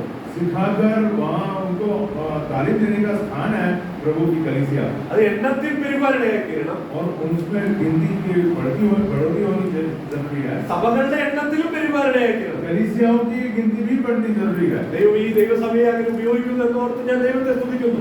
प्रभु इस कलीसिया को इसके लिए इस्तेमाल करते हैं, इस बात में मैं लोग ഇനിയും അധികമായി വർദ്ധിക്കട്ടെ എന്ന് ഞാൻ ആഗ്രഹിക്കുകയും പ്രാർത്ഥിക്കുകയും ആശംസിക്കുകയും ചെയ്യുന്നു. और प्रार्थना और प्रभु से ये विनती करता हूँ कि ये कलीसिया और भी इस तरह से बढ़ती जाए। രണ്ടാമത്തെ ഭാഗമാണ് ശിഷ്യനാകാനുള്ള പരിശീലനം ലഭിക്കുന്ന പരിശീലന കേന്ദ്രം. और ശിഷ്യനാകാനുള്ള പരിശീലനം और शिष्य बनने या चेला बनने के लिए जो तालीम चाहिए उसके बारे में कलीसिया में या यहाँ इस केंद्र में कैसा होता है हम वो देखने वाले हैं। അവിടെ ഓരോ ശിഷ്യനും വളരണമെന്നാണ് ദൈവം ആഗ്രഹിക്കുന്നത്. प्रभु चाहते हैं कि हर चेला बढ़े, എണ്ണത്തിൽ പെരുക മാത്രമല്ല, केवल गिनती में बढ़े इतना नहीं, നാം ഓരോരുത്തരും വളരുവാനിടയായിത്തീരണം. हम हर एक को बढ़ने की जरूरत है। അതാണ് ദൈവികമായ ശരിയായ വളർച്ച എന്ന് പറയുന്നത്. यही है ईश्वर के या ईश्वरीय रूप से जो उन्नति पाना। കൊലോസ്യലേഖനം 2-ാം അധ്യായം 19-ാം വാക്യം നമുക്ക് വായിക്കാം. കൊലോസ്യലേഖനം 2-ാം അധ്യായം 19-ാമത്തെ വാക്യം. कोलोसियों के पत्र दूसरे अध्याय का 19वां वचन पढ़ेंगे. അവിടെ നാം വായിക്കുന്നത്, തലയായവനിൽ നിന്നല്ലോ ശരീരം മുഴുവനും സന്ധികളാലും ഞരമ്പുകളാലും ചൈതന്യം ലഭിച്ചും ഏകീഭവിച്ചും ദൈവീകമായ വളർച്ച പ്രാപിക്കുന്നു. और उस शिरोमणि को पकड़े नहीं रहता, जिससे सारी देह जोड़ों और पट्टों के द्वारा पालन पोषण पाकर और एक साथ घटकर परमेश्वर की ओर से बढ़ती जाती है. ഇവിടെ വളരെ വ്യക്തമായി രേഖപ്പെടുത്തുകയാണ്, ഇതാണ് ദൈവികമായ വളർച്ച.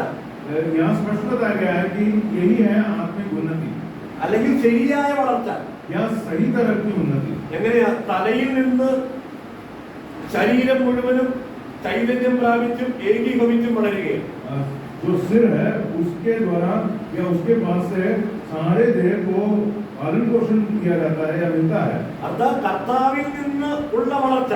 या फिर मसीह या प्रभु की ओर से जो उन्नति मिलती है. അതിന്റെ അടിസ്ഥാനമാണ് നാം ഇതുവരെ ചിന്തിച്ചത്. ദൈവവചനത്തിന്റെ അടിസ്ഥാനത്തിൽ വളരണം. उसका नींव हमने देखा, प्रभु के वचन के आधार पर वो होता है. നാം പത്രോസിന്റെ ലേഖനത്തിൽ നമ്മൾ ചിന്തിച്ചതാണ്, രക്ഷയ്ക്കായി വളരുവാൻ ഈ വചനം എന്ന മായമില്ലാത്ത പാൽ കുടിക്കണം. पतरस की पत्री में हमने देखा, उद्धार के लिए इन वचनों को निर्मल दूध के समान तुम उसको ग्रहण करो. ഇവിടെ ഞാൻ പറയാൻ ആഗ്രഹിക്കുന്നത്, यहाँ मैं कहना चाहता हूँ സഭയുടെ തല ക്രിസ്തുവാണ്. कि कलीसिया का जो सिर है वो मसीह है. ആ തലയിൽ നിന്നും സഭയായുള്ള ഏകീഭവിച്ചുള്ള വളർച്ചയാണ് സാധിക്കുന്ന കാര്യമാണ് പറഞ്ഞിരിക്കുന്നത്. और यहाँ इस बात को बताया गया कि वो जो सिर है उससे उसके साथ जुड़े हुए कलीसिया की उन्नति कैसी होती है या उसकी बढ़ती कैसी होती है. അതുകൊണ്ടാണ് തിമോഥെയോസിനോട് അപ്പോസ്തലനായ പൗലോസ് പറയുന്നത്, इसलिए तिमोथियुस को प्रेरित पौलुस बताते हैं ജീവനുള്ള ദൈവത്തിന്റെ സഭയിലാണ് നാം ആയിരിക്കുന്നത്. कि हम जीवित परमेश्वर की कलीसिया में हैं. അതുകൊണ്ട് ആ ദൈവസഭയിൽ നീ എങ്ങനെയും നടക്കാൻ പാടില്ല. तुझे कैसे इस कलीसिया में या परमेश्वर के कलीसिया में कैसे चाल चलन नहीं रखना चाहिए बताया. നടക്കേണ്ടതുപോലെ നടക്കണം, और जैसे चलना वैसे भी बताया गया है. അല്ലെങ്കിൽ വളരേണ്ടതുപോലെ വളരണം. जैसे उन्नति पाना है उसके बारे में भी बताया है. ദൈവവചനപ്രകാരം വളരണം. प्रभु के वचन के अनुसार बढ़ना है. ഇതാണ് ശരിയായ വളർച്ച. यही सही उन्नति है. ഇതിന് സമാനമായ ഒരു വാചകം കൂടി ഞാൻ ചേർത്ത് പറയട്ടെ. एक और शब्द इसके समान जो है वो बताओ. അവിടെ നാം വായിക്കുന്നത് ജീവനുള്ള ദൈവത്തിന്റെ സഭയാണെന്നാണ്. जीवित परमेश्वर की कलीसिया ऐसे लिखा है. എബ്രായലേഖനം 10-ാം അധ്യായം 31-ാം വാക്യം. इब्रानियों के पत्र 10वें अध्याय 31वें कलम है. ജീവനുള്ള ദൈവത്തിന്റെ കയ്യിൽ വീഴുന്നത് ഭയങ്കരം. कि जीवित परमेश्वर के हाथों में गिरना कितना भयानक है. പ്രിയപ്പെട്ടവരെ, നാം കൂടി വരുന്നത് ജീവനുള്ള ദൈവത്തിന്റെ സഭയിലാണ്. हम जो इकट्ठा होते हैं जीवित परमेश्वर की कलीसिया में आते അവിടെ हैं. നടക്കേണ്ടതുപോലെ നടന്നില്ലെങ്കിൽ, यदि वहाँ जैसे चलना चाहिए वैसे नहीं चलेंगे तो ശരിയായ വളർച്ച പ്രാപിച്ചില്ലെങ്കിൽ, और सही उन्नति नहीं पाएंगे तो ഈ ദൈവത്തിന്റെ കയ്യിൽ വീഴുന്നത് ഭയങ്കരമാണ്. ये जीवित परमेश्वर के हाथ में गिरना कितना भयानक है. പ്രിയപ്പെട്ടവരെ, നമ്മുടെ സഭാജീവിതം എത്ര ഭയത്തോടുകൂടെ നാം ചെലവഴിക്കണം, നാം ഇവിടെ ആയിരിക്കണം എന്നുള്ളത് ഈ വചനം നമ്മെ ഓർമ്മപ്പെടുത്തുകയാണ്. हमारे कलीसिया संबंधी जीवन को कितने भय के साथ जीना है, इस बात को यहाँ से हम समझ सकते हैं. തിമോഥെയോസ് നന്നായി പ്രയോജനപ്പെടുത്തുവാൻ ഇടയായി തീർന്ന ശിഷ്യനാണ്. तिमोथियुस ऐसा ही चेला है जिसने इसका पूरा पूरा लाभ लिया. അപ്പോസ്തലനായ പൗലോസിന് ധാരാളം ശിഷ്യന്മാർ ഉണ്ടായിരുന്നിരിക്കാം. शायद हो सकता है कि पौलुस को बहुत सारे चेले हुए होंगे. ധാരാളം ദൈവസഭകൾ ഉണ്ടാകുന്നതിന് ദൈവം ഉപയോഗിച്ച ഒരു ദൈവദാസനാണല്ലോ പൗലോസ്. और पौलुस के द्वारा बहुत सारी कलीसियाओं की स्थापना हुई. പക്ഷെ അതെല്ലാവരും ഒരുപോലെ പ്രയോജനപ്പെടുത്താൻ കഴിഞ്ഞില്ല. लेकिन सब लोगों ने इसका पूरा लाभ नहीं लिया. കൊരിന്ത്യർ ലേഖനത്തിൽ നാം വായിച്ചല്ലോ, ഞാൻ ക്രിസ്തുവിന്റെ അനുകാരികളായിരിക്കുന്നത് പോലെ നിങ്ങളും എന്റെ അനുകാരികളാകുവിൻ. कुरिन्थियों के पत्र में हमने पढ़ा कि जैसे मैं मसीह का अनुकरण करता हूँ वैसे तुम मेरा भी अनुकरण करना. ഈ ആഹ്വാനത്തോട് എല്ലാവരും അനുസരണം കാണിച്ചിരുന്നെങ്കിൽ എല്ലാവരും പൗലോസിനെ പോലെ ആകുമായിരുന്നു, അല്ലെങ്കിൽ ക്രിസ്തുവിനെ പോലെ ആകുമായിരുന്നു. यदि सबने इस बात को मान लिया होता और उसका अनुकरण किया होता तो सब लोग पौलुस के समान या फिर मसीह के समान बन जाते. പക്ഷേ വ്യത്യസ്തരായ ചിലരെ പൗലോസ് രേഖപ്പെടുത്തി ചൂണ്ടിക്കാണിക്കുന്നുണ്ട്. लेकिन कुछ लोगों को खास रीति से पौलुस देखकर उनके और इंगित करते हैं. അതുകൊണ്ട് പ്രിയപ്പെട്ടവരെ, ഈ ശിഷ്യത്വ പരിശീലനം നന്നായി പ്രയോജനപ്പെടുത്താൻ കഴിഞ്ഞില്ലെങ്കിൽ തിമോഥെയോസിനെ പോലെ നല്ല ശിഷ്യനായിരിക്കാൻ കഴിയുകയില്ല. लेकिन और यदि हम इस तालीम को सही तरह से उसका लाभ नहीं उठा पाएंगे तो तिमोथियुस के जैसे हम एक उचित चेला नहीं बन पाएंगे. നമ്മെ ഓരോരുത്തരെ കുറിച്ചുള്ള ആഗ്രഹം ഈ ശരിയായ വളർച്ച പ്രാപിച്ച് തിമോഥെയോസിനെ പോലെ നല്ല ശിഷ്യനായിരിക്കണമെന്ന് പൗലോസ് ആഗ്രഹിക്കുകയാണ്. पौलुस चाहता है कि हम सब लोग जैसे तिमोथियुस एक अच्छा चेला बना वैसे सब लोग वैसे ही बने. പക്ഷേ പ്രിയപ്പെട്ടവരെ, ഇത് പ്രയോജനപ്പെടുത്താൻ കഴിയുന്നവർക്ക് ഇങ്ങനെ വ്യത്യസ്തരായി നല്ല ശിഷ്യരായി ജീവിക്കാനായിട്ട് കഴിയുള്ളൂ. लेकिन इसका लाभ लेने वाले व्यक्ति को ही इस तरह से जीवन बिताया, वो ऐसे जीवन बिता सकते हैं. എല്ലാവർക്കും അവസരമുണ്ട്, सबको अवसर है, എല്ലാവർക്കും വളരാം. सब लोग बढ़ सकते हैं അതിനുള്ള പരിശീലന കേന്ദ്രമാണിത്. और उसके लिए सही तालीम का स्थान है ये. പക്ഷെ നാം എങ്ങനെ പ്രയോജനപ്പെടുത്തുന്നു എന്നുള്ളതിന്റെ അടിസ്ഥാനത്തിലാണ് ശരിയായ വളർച്ച. लेकिन हम उसका लाभ कैसे लेते हैं इसके आधार पर सब कुछ होता है. തിമോഥെയോസ് നന്നായി പ്രയോജനപ്പെടുത്തി നല്ല മാതൃകാ മനുഷ്യനായി ശിഷ്യനായി പൗലോസ് ചൂണ്ടിക്കാണിക്കുകയാണ്. और तिमोथेयुस ने इसका लाभ लिया, वो एक आदर्श पुरुष के रूप में दिखाया जाता है पौलुस के द्वारा. തിമോഥെയോസ് എഴുതിയ രണ്ടാം ലേഖനം 3-ാം അധ്യായത്തിന്റെ 10-11 വാക്യങ്ങളിൽ നമുക്കത് കാണാം. तिमोथेयुस की पत्री 3 अध्याय के 10वें और 11वें कलम में इस बात को मानते हैं. അവിടെ പറഞ്ഞിരിക്കുന്നത് നന്നായി അവൻ കണ്ടറിഞ്ഞു. उसने ध्यान देकर सीख लिया है या समझ लिया है. അപ്പോൾ പൗലോസിനെ നന്നായി കണ്ടറിഞ്ഞ തിമോഥെയോസിനെ അവിടെ രേഖപ്പെടുത്തുകയാണ്. पौलुस को भलीभांति जान देखकर जानने वाले एक तिमोथेयुस को. പിന്നെ പൗലോസ് പറയുന്നത് ഞാൻ ചിന്തിക്കുന്നത് പോലെ ചിന്തിക്കുവാൻ എനിക്ക് തുല്യചിത്തനായിരിക്കുന്ന ഒരു മനുഷ്യനായിട്ട് തിമോഥെയോസിനെ കാണുന്നുണ്ട്. तिमोथेयुस के बारे में और भी पढ़ते हैं कि जैसे मैं सोचता हूँ वैसे मेरे समान विचार करने वाला या ऐसे ही मनोभाव रखने वाला एक तिमोथेयुस है. പൗലോസ് ഉപദേശിക്കുന്നത് പോലെ ഉപദേശിക്കാൻ പ്രാപ്തനായ തിമോഥെയോസിനെ കാണുന്നുണ്ട്. जैसे पौलुस ने उपदेश दिया वैसे काबिल एक व्यक्ति को देखते हैं तिमोथेयुस में. കാരണം എന്താണ്? തിമോഥെയോസ് പൗലോസിൽ നിന്ന് കണ്ടറിഞ്ഞത് അത് അനുകരിക്കുവാനുള്ള ഒരു വിനയവും താഴ്മയും അത് പ്രയോജനപ്പെടുത്താനുള്ള ഉത്സാഹവും ഉണ്ടായിരുന്നു. क्योंकि पौलुस की ओर से इन बातों को सीखने की नम्रता और इच्छा इस तिमोथेयुस में थी. അവിടെ 9 കൂട്ടം കാര്യങ്ങൾ കണ്ടറിഞ്ഞതായി നാം കാണുന്നുണ്ട്. कुछ 9 बातें देखते हैं जो उसने देखकर सीख लिया. അത് ഞാൻ പിന്നാലെ വിശദീകരിക്കാം. बाद में उसका विवरण दूंगा. പക്ഷേ ഇവിടെ പറയാൻ ആഗ്രഹിച്ച ഏറ്റവും പ്രധാനപ്പെട്ട കാര്യം लेकिन यहाँ मुख्य रूप से कुछ बातें हैं. സൂക്ഷ്മതയോടെ കണ്ടറിയണം. ध्यान से देखकर सीखना. അത് പ്രയോജനപ്പെടുത്തുവാനിടയാണ്. लाभ लेना उसका. കണ്ടറിഞ്ഞത് കൊണ്ട് മാത്രം പ്രയോജനപ്പെടുത്താൻ കഴിയില്ല. केवल देखने से उसका लाभ लिया ऐसे नहीं कह सकते हैं. പൗലോസ് മറ്റൊരു ഭാഗത്ത് നാം വായിച്ചത് ചിന്തിച്ചതാണല്ലോ, അവൻ കേട്ടതെല്ലാം മറ്റുള്ളവരോട് പറഞ്ഞതായി. हमने पौलुस के बारे में दूसरे जगह देखा कि उसने जो कुछ देखकर समझा वो दूसरों को बताया उसने. അപ്പോൾ കേട്ടറിയാനിടയാകണം, सुनकर समझना जरूरी है കണ്ടറിയാനിടയാകണം, और देखकर समझना जरूरी है. അത് ജീവിതത്തിൽ പ്രായോഗികമാക്കണം, പ്രയോജനപ്പെടുത്തണം. जीवन में उसको लागू करना है, उसका उपयोग करना है. അവർക്ക് ശരിയായ വളർച്ച പ്രാപിക്കാനായിട്ട് കഴിയും. ऐसे ही लोगों को उन्नति मिलती है. ഞാൻ അവിടെ മുമ്പോട്ട് പോകാൻ ആഗ്രഹിക്കുകയാണ്. मैं वहां से आगे बढ़ना चाहता हूँ. ശിഷ്യൻ വില കൊടുക്കുന്നു. एक चेला होने के लिए कोई कीमत चुकाना. വില കൊടുക്കാതെ നല്ല ശിഷ്യനായി തീരാൻ കഴിയുകയില്ല. कीमत चुकाए बिना अच्छा चेला नहीं बन सकता है. പൗലോസിനെ ശരിയായി കണ്ടറിഞ്ഞു എന്ന് മാത്രമല്ല, ആ പൗലോസിന്റെ ജീവിതത്തെ അനുകരിക്കാൻ തിമോഥെയോസിന് ഇടയായിത്തീർന്നത് അതിനുവേണ്ടി വില കൊടുക്കുവാൻ ഇടയായിത്തീർന്നു. तिमोथेयुस ने इन बातों को देखकर समझ लिया और सीख लिया, लेकिन उसके एक बड़ी कीमत भी उसने चुकाई ताकि वो अच्छा चेला बने. ഈ വ്യവസ്ഥകൾ പാലിക്കുന്നവർക്ക് ഒരു നല്ല ശിഷ്യനായി ഈ ഭൂമിയിൽ ജീവിക്കാൻ കഴിയുള്ളൂ. इन बातों को, नियमों को जो मानते हैं केवल वही लोग इस संसार में अच्छा चेला होगा. അവർക്ക് ഗുരുവിനെ പോലെ ആകാൻ കഴിയുള്ളൂ. केवल वही लोग गुरु के समान होकर जी सकते हैं. പ്രിയപ്പെട്ടവരെ, അതിന് നല്ല വില കൊടുക്കാൻ ആവശ്യമുണ്ട്. उसके लिए बहुत बड़ा कीमत भी चुकाना होगा. നാം വില കൊടുത്ത് സ്നേഹിക്കുന്നവരായിരിക്കണം. हमें कीमत चुकाकर प्रेम करने वाले होना जरूरी है. ആരെക്കാളും എന്തിനേക്കാളും ഉപരിയായി ഗുരുവിനെ സ്നേഹിക്കാനും ഗുരുവിനോടുള്ള ആ വലിയ സമർപ്പണവും നമുക്കുണ്ടായിരിക്കാൻ ആവശ്യമുണ്ട്. सबसे बढ़कर इस गुरु से प्रेम और समर्पण दिखाना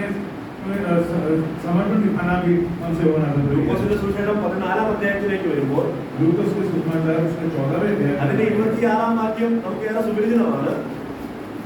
ലൂക്കോസിന്റെ സുവിശേഷം 14-ാം അധ്യായത്തിന്റെ 26-ാം വാക്യം. लूका के सुसमाचार 14वें अध्याय के 26वें पद. എന്റെ അടുക്കൽ വരികയും അപ്പനെയും അമ്മയും ഭാര്യയും മക്കളെയും സഹോദരന്മാരെയും സഹോദരികളെയും സ്വന്തം ജീവനെയും കൂടെ പകയ്ക്കാതിരിക്കുകയും ചെയ്യുന്നവന് എന്റെ ശിഷ്യനായിരിക്കാൻ കഴിയുകയില്ല.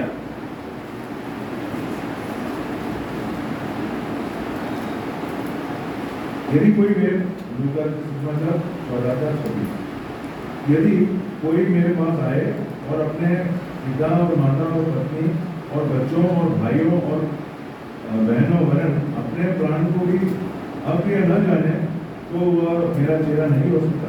പ്രിയപ്പെട്ടവരെ, ഈ കർത്താവിനെ എല്ലാറ്റിനേക്കാളും എന്തിനേക്കാളും ആരെക്കാളും ഉപരിയായി സ്നേഹിക്കാൻ കഴിയാത്തവന് കർത്താവിന്റെ ശിഷ്യനായിരിക്കാൻ കഴിയുകയില്ല. किसी भी वस्तु, किसी भी व्यक्ति, किसी भी बात के ऊपर यदि वो व्यक्ति प्रभु से प्रेम नहीं कर सकता, गुरु से प्रेम नहीं कर सकता, तो कभी वो उसका चेला भी नहीं कर सकता। കർത്താവ് കഴിയില്ലെന്ന് പറഞ്ഞാൽ പിന്നെ കഴിയും. यदि प्रभु ने कहा हो नहीं सकता तो नहीं हो सकता। നമ്മൾ കഴിയുമെന്നാണ് നമ്മുടെ വിചാരം. ഇതും അത് എല്ലാം കൂടെ ഒരുമിച്ച് ചേർന്ന് പൊക്കോളുമെന്നാണ് നമ്മുടെ വിചാരം. हम तो सोचते हैं कि वो ये सब हाथ में मिलाकर हम चला सकते हैं, हो जाएगा। പക്ഷേ പ്രിയപ്പെട്ടവരെ, എല്ലാത്തിനേക്കാൾ ഉപരിയായി, ആരെക്കാളും ഉപരിയായി കർത്താവിനെ സ്നേഹിക്കാൻ കഴിഞ്ഞില്ലെങ്കിൽ നിനക്ക് കർത്താവിന്റെ ശിഷ്യനായിരിക്കാൻ കഴിയില്ല. सब बातों सब व्यक्तियों के ऊपर यदि हम उस गुरु से प्रेम नहीं कर सकते हैं तो उसका चेला भी नहीं बन सकता है। കർത്താവിന്റെ മാതൃക തന്നെയാണ്, ഗുരുവിന്റെ മാതൃക അതാണ്. क्योंकि गुरु का जो नमूना है वो भी ऐसा ही है। അതിനെ എടുത്തു വായിക്കേണ്ട 1 യോഹന്നാൻ 3:16 നമുക്ക് അറിയാവുന്നതാണല്ലോ. पहले യോഹന്നാൻ 3:16 में इसको पढ़ता है। അവൻ നമുക്ക് വേണ്ടി പ്രാണനെ വെച്ച് തന്നതിനാൽ നാം സ്നേഹം എന്തെന്ന് അറിഞ്ഞിരിക്കുന്നു. उसने अपना प्राण दे दिया, इसलिए हमने समझ लिया या सीख लिया कि प्रेम क्या है। പ്രിയപ്പെട്ടവരെ, നമ്മുടെ കർത്താവ് നമ്മെ മറ്റെല്ലാത്തിനേക്കാളും സ്വന്തം പ്രാണനേക്കാൾ അധികമായി നമ്മെ സ്നേഹിക്കാനിടയായി തീർന്നു. क्योंकि हमारे प्रभु ने हमको अपने ही प्राण से अधिक हमसे प्रेम किया है। ആ കർത്താവ് നമ്മിൽ നിന്നും പ്രതീക്ഷിക്കുന്നതും അത് തന്നെയാണ്. और वो प्रभु हमसे वही बात चाहता है। അതിൽ കുറഞ്ഞതൊന്നും കർത്താവിന് വേണ്ട.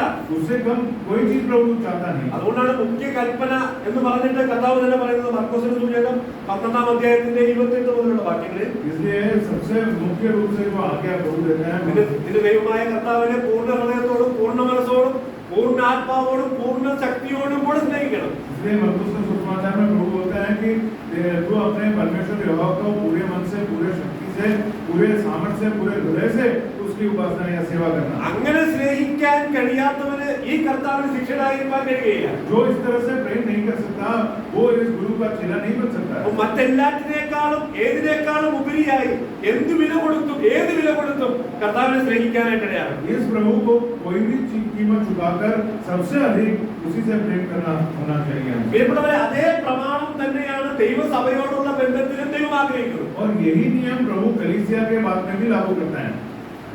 പ്രിയപ്പെട്ടവരെ, കർത്താവ് വില കൊടുത്തതിനെ നാം വില കൊടുത്ത് സ്നേഹിക്കാൻ കഴിയണം. അതാണ് കർത്താവിന്റെ ആഗ്രഹം. प्रभु चाहता है कि जिस वस्तु के लिए, जिस बात के लिए प्रभु ने कीमत चुकाकर प्रेम किया उसको हम भी प्रेम करें। അങ്ങനെയാണ് ഈ സ്നേഹം വെളിപ്പെടുത്തുവാനിടയായിത്തീരുന്നത്. उसी तरह से केवल उसी माध्यम से हम ये प्रेम को प्रकट भी कर पाएंगे। എന്തിനാ നമുക്ക് സഭ? कलीसिया क्यों दिया गया है? ദൈവവചനം വായിക്കാൻ സഭ വേണം. क्या प्रभु का वचन पढ़ने के लिए പ്രാർത്ഥിക്കാൻ സഭ വേണം. प्रार्थना करने के लिए कलीसिया അതിനൊന്നും സഭ വേണ്ട. नहीं, उसके लिए नहीं പക്ഷേ चाहिए। ഏറ്റവും പ്രധാനപ്പെട്ട ചില ഉത്തരവാദിത്തങ്ങൾ ദൈവം നമ്മെ ഏൽപ്പിച്ചിട്ടുണ്ട്. लेकिन प्रभु ने बहुत महत्वपूर्ण जिम्मेदारी हमें दिया है। നിങ്ങൾക്ക് തമ്മിൽ ചെയ്യാൻ ആവശ്യമുള്ള കാര്യങ്ങൾ രേഖപ്പെടുത്തി നൽകിയിട്ടുണ്ട്. आपस में कुछ बातें हैं जो करना है, उसके बारे में प्रभु के वचन में लिखा है। അത് ചെയ്യണമെങ്കിൽ സഭ കൂടിയേ തീരൂ. और यदि वो करना है तो कलीसिया का इकट्ठा होना जरूरी है। അതുകൊണ്ടാണ് ദൈവം തന്റെ രക്തത്താൽ വില കൊടുത്തു വാങ്ങിയവരെ ഒരു കൂട്ടമായി കൂട്ടിച്ചേർത്തിരിക്കുന്നത്. इसलिए प्रभु ने अपना लहू देकर जो इसको खरीदा उनको एक गुट या एक ग्रुप करके बनाया है।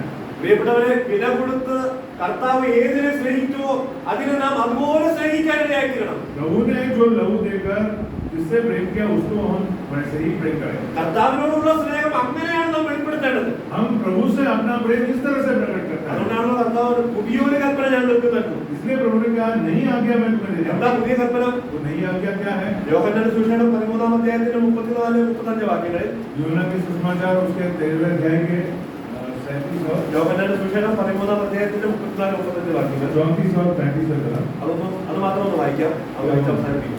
यूहन्ना 13 का 34 और 35।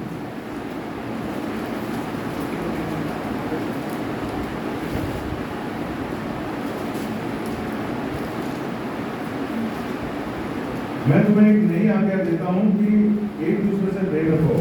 जैसा मैंने तुमसे प्रेम रखा है वैसे ही तुम भी एक दूसरे से प्रेम रखो। यदि आपस में प्रेम रखोगे तो इसी से सब जानेंगे कि तुम मेरे चेले हो। പുതിയൊരു കൽപ്പന വാക്കിലുണ്ടോ? क्या क्या आपने देखा एक नई आज्ञा? എന്താ പുതിയൊരു കൽപ്പന? क्या है ये नई आज्ञा? നിങ്ങൾക്ക് തമ്മിൽ സ്നേഹമുണ്ടെങ്കിൽ നിങ്ങൾ എന്റെ ശിഷ്യന്മാരെന്ന് എല്ലാവരും അറിയും. यदि आपस में प्रेम रखेंगे तो सब लोग जान लेंगे कि तुम मेरे चेले हो। അപ്പൊ കർത്താവ് വില കൊടുത്ത് നാം സ്നേഹിക്കുമ്പോൾ, जब जिस वस्तु को प्रभु ने कीमत चुकाकर प्रेम किया उसको हम कीमत चुकाकर जब प्रेम करेंगे നമ്മൾ ഈ ഗുരുനാഥന്റെ ശിഷ്യന്മാരെന്ന് എല്ലാവരും അറിയും. तो इस गुरु के चेले है करके सब लोग जान लेंगे। അപ്പൊ മുഖ്യ കൽപ്പനയും പുതിയ കൽപ്പനയും തമ്മിലുള്ള ബന്ധം കണ്ടോ? देखिए जो मेन जो मुख्य आज्ञा है और उसके साथ ये जो आज्ञा है नई आज्ञा है उसका संबंध क्या है? അപ്പൊ മുഖ്യ കൽപ്പന ആരെല്ലാം അനുസരിക്കുന്നുവോ, जो मुख्य आज्ञा को जो मान लेते हैं वो सब लोग, അവരെല്ലാം ഈ പുതിയ കൽപ്പന അനുസരിക്കും. वो सब इस नई आज्ञा को भी मानेंगे. മുഖ്യ കൽപ്പന എന്താണ്? सबसे प्रधान आज्ञा क्या है? നിന്റെ ദൈവമായ കർത്താവിനെ वो अपने प्रभु यहोवा പൂർണ്ണ ഹൃദയത്തോടും പൂർണ്ണ മനസ്സോടും പൂർണ്ണ ആത്മാവോടും പൂർണ്ണ ശക്തിയോടും കൂടി സ്നേഹിക്കണം. तू उसे अपने पूरे मन से, तन मन से, अपने हृदय से, शक्ति से उसको उससे प्रेम करना. അങ്ങനെ സ്നേഹിക്കാത്തവന് കർത്താവിന്റെ ശിഷ്യനായിരിക്കാൻ കഴിയില്ല. ऐसे जो उससे प्रेम नहीं करता वो उसका चेला नहीं बन सकता. അങ്ങനെ സ്നേഹിക്കുന്നവർ എന്തിനെ സ്നേഹിക്കും?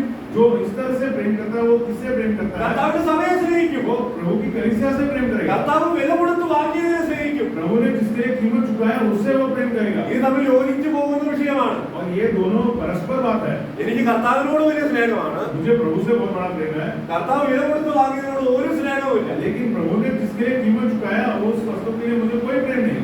കാണുന്ന സഹോദരനെ എനിക്ക് സ്നേഹിക്കാൻ കഴിയുന്നില്ല. जिसे मैं देख सकता हूँ उस भाई से मुझे कोई प्रेम नहीं. കാണപ്പെടാത്ത ദൈവത്തോട് എനിക്ക് വലിയ സ്നേഹമാണ്.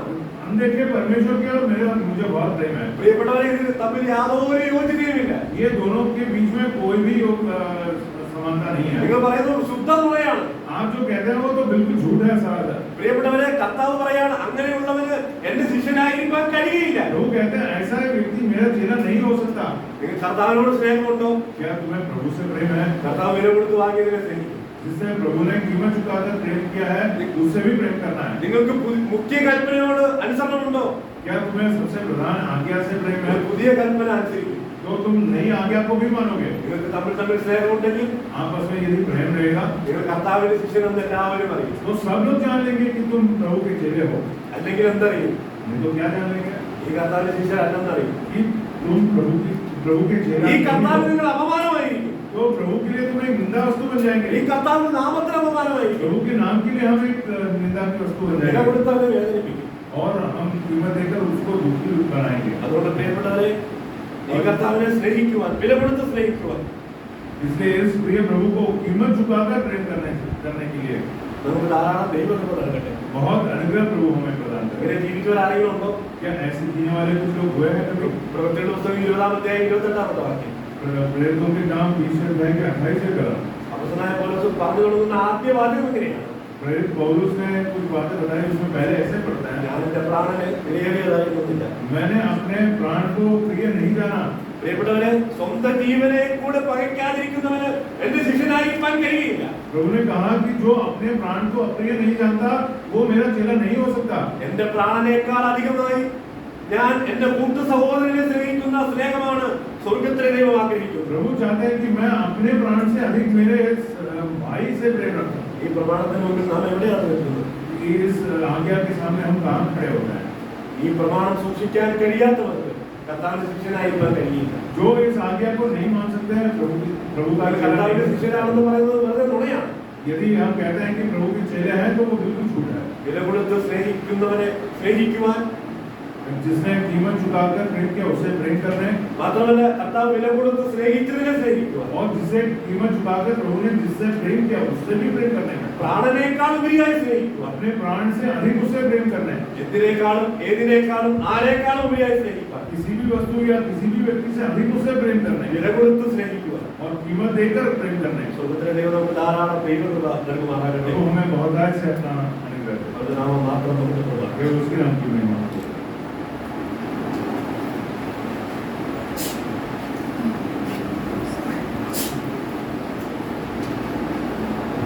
प्रभु के स्तुति हो.